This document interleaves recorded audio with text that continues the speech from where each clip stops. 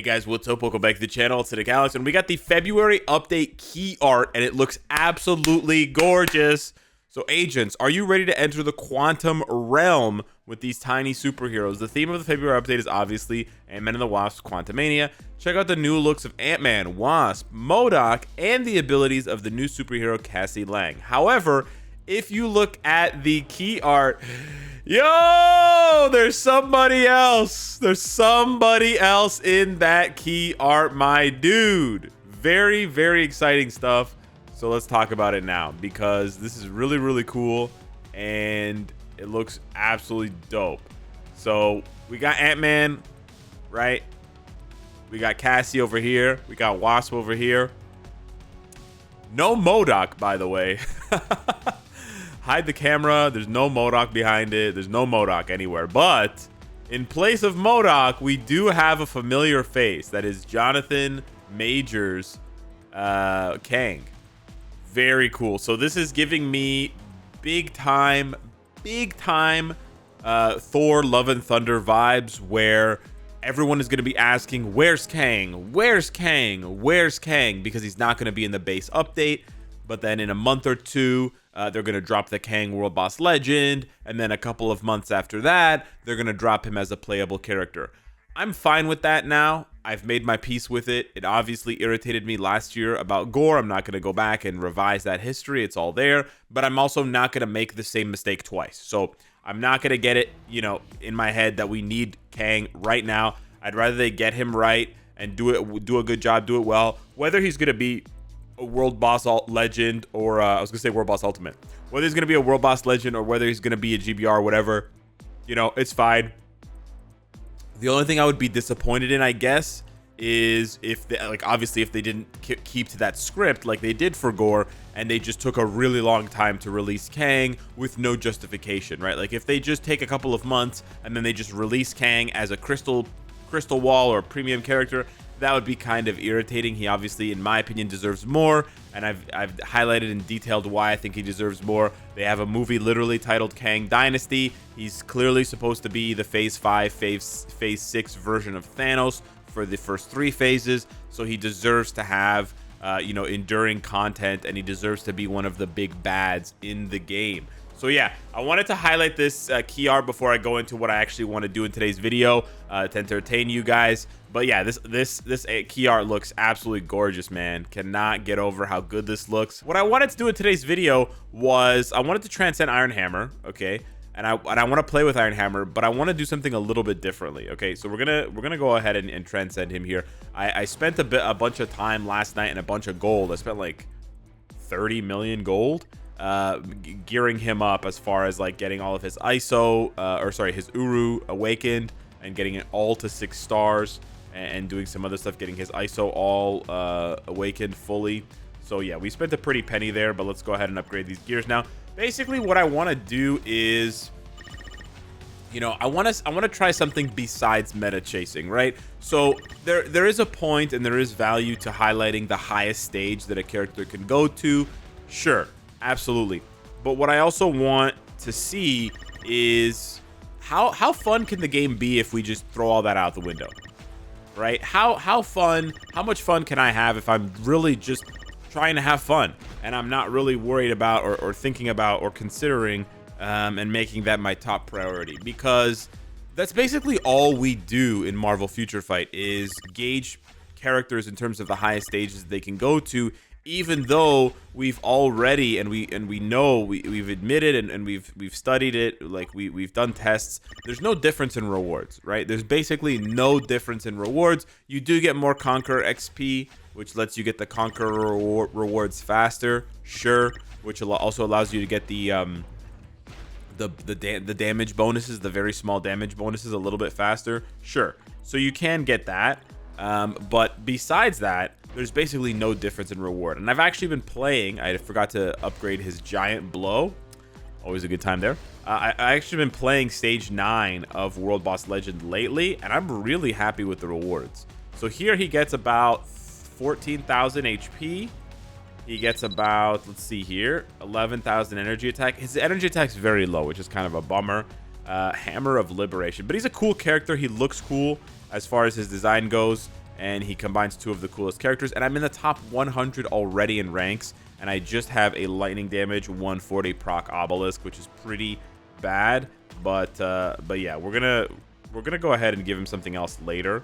I just wanted to test him out first. So yeah, what I'm basically talking about, and like no joke, I've been playing stage 9, right? I didn't edit this video, or I didn't like change the stage before I started recording. I've been playing stage 9 of Gene or Gore whenever I get them lately, because I'm kind of tired of pushing for the meta on the one hand, and on the other hand, the rewards are the same, dog. The rewards are the same. So I genuinely want to see here, if we go to stage 9, I know I have 25% pierce, but let's go to stage 9, and I want to see, I'm not even going to play the regular way. Here's the other thing. We're going to use his lead. He's got a self-buffing leadership, right? He gives himself 15% energy attack and 15% lightning damage. Like, there are better options for sure, but like Beta Ray Bill's lead, for example, would just straight up be better. However, I also want to give him ignore dodge. So here's the thing, guys. Here's the thing. MFF, it's a good game. It's a good game. But oftentimes, people just get lost in how complex the game is and how kind of messy it looks. So this is what I was thinking. What if we just like forego all the mess? I'm just going to do one skill at a time. I'm not even kidding you. Like, what I've thought about this, you know, privately. What would this game look like, right? Obviously, I'm not doing as much damage as I could be doing. But real talk, what would this game look like, right? How much better would it look if I just took it slow and did one skill at a time? Like, it actually looks really sick. Like, the game actually looks really sick. Sure, you're like, oh, Alex, you're doing like so little damage, lol. Yeah, I know that's what you're thinking, right? Because we're not chasing the meta, whatever. We're not blah blah blah. But on the other hand, oh, I shouldn't have gotten stunned by that. That's my bad. On the other hand, it looks way nicer. It looks way nicer. So, you know, sometimes it can look cool. Sometimes it can look cool to like combo a bunch of skills for certain characters. Like Thor, I can think of Thor, for example, which is a good example here. Or like Iron Man, where you combo the 4th skill into the 5th skill, so he shoots up these missiles, and then you fire off the beams on 5 or whatever. Like, yeah, it can look cool, but you know, it also looks pretty trash for a lot of characters when you just spam a bunch of skills and you can't even see what the hell's going on. Like, that looks really cool.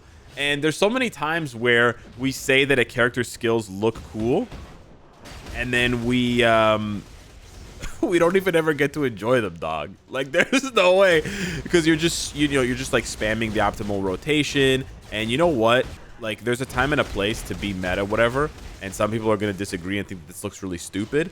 But there are also some people that I think actually get less enjoyment out of the game by playing to the meta, but they feel like they don't really have a choice.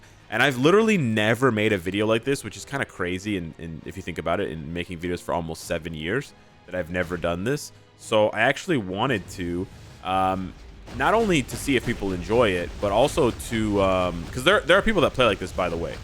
You may not believe it, you might be shocked, but there are people that play this way. There's no way I'm the first person to think of this, right? I'm not taking credit for it either. I'm not saying that I'm the first person to play like this, but there are 100% people that play like this, and they enjoy the game, and that's totally fine. But there are people who probably would enjoy playing like this and don't, because they think that the only way to play is to maximize your rotation, and oh, this skill has to cancel into this skill because you have to get more damage, you have to pass the damage proc. Bro, you don't have to do any of this shit. You don't have to, right? You can if you want to, you know, push for maximum DPS and all this stuff, but you don't have to do any of that stuff. You 100% do not. Now I have to watch my HP here because I might die. But yeah, and like the V-pad's so sick, dude. The V-pad's so sick. It looks so sick. It just looks so sick. You know, I honestly, this gets me more hyped for the game than like button mashing, getting all stressed out and being like, yo, I cleared it like a minute faster. Yo, guys, Iron Hammer's not meta. Like, guys, you know, the reality is the game has too many, like the game has so many characters, and the devs don't know how, or don't, they refuse to, I shouldn't say they don't know how, they refuse to make the game much more restrictive, right? Like if you look at Contest of Champions, they have almost as many characters as we do, but they highly restrict the content, so you're forced to build up so many characters, right? You're forced to build up you know, let's say 50, 60% of the entire roster, and you have to learn how to play them in order to like advance through the content. So that's where the difficulty lies, right? The difficulty in MFF is more like choose your own difficulty. And in that sense, it's more about just like, hey, if you want to, here's this idea. If you want to push to higher levels, you can do that. You don't have to, but you can. I want to give him a CTP now, because I actually want to see. That was actually pretty fast, with no, especially with no strikers. Or what about a highly thematic team like this Infinity Warps lineup? Sure, I could use Iron Hammer lead with 2 Giga supports, but this is a more thematic team, and this feels more like a real Marvel team up, where the Infinity Warps characters who know each other, right? Iron Hammer, Ghost Panther, and you know, and Arachnite would team up to go down to hell to beat Mephisto, right? He actually has a pretty decent heal. So this is another thing that sort of gets in the way when you're just trying to be meta all the time. Like, for example, with Quantumania coming out soon, I already had the thought of like, oh, what's the best team gonna be for Ant-Man? And so if they give him a leadership, wait, what happened? Oh, he interrupted my thing. Okay, sorry, I had to do the 5th skill as well.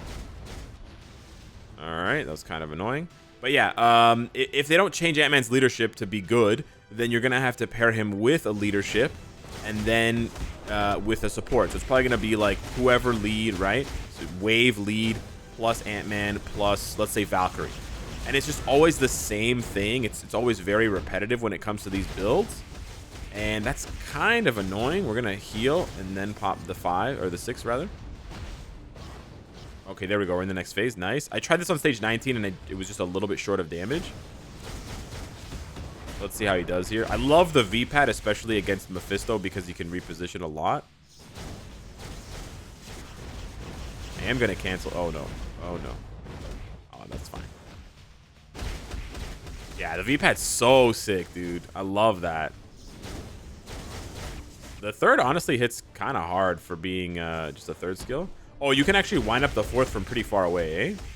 That's pretty sick. He's also quite fast. He's not quite as fast as Tony, but he's not bad. He's not bad as far as speed goes. And it's like, if this is how you enjoy playing, why not? Why not, dude? Oh, yeah, you could cancel the 6 heal. Yeah, I know, bro. I know. I'm fully aware. I can also, you know, see what's going on instead of being completely clouded and just like guessing what the boss is doing and having to rely on things like the co-op skill, whatever. Also, that's why I'm not using strikers, right? Because they just cloud up the screen. He has actually really good range. I'm just noticing this now. All of his skills have this insane range. I'm taking a lot of damage, but as long as we don't get hit here, we're good.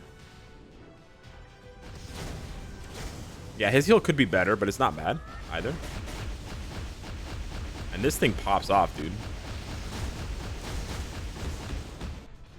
Okay. This thing just does a lot of damage, that attack.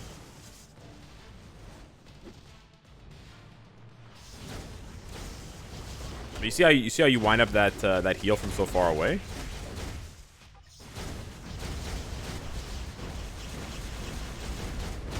Not really impressed with the 5th skill damage.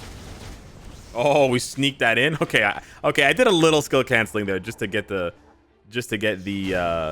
heal off. But the 5th skill's damage pretty bad. It's mostly on 4 and 3 and 6. Ooh, I have to be really careful there. He like lined up 2 of those purple things on me at the same time. That was kind of scary. Yo, 4 skill's so sick, dude. It's got the bombs. Yeah, even though 5 is an iframe, it's kind of depressing in the damage.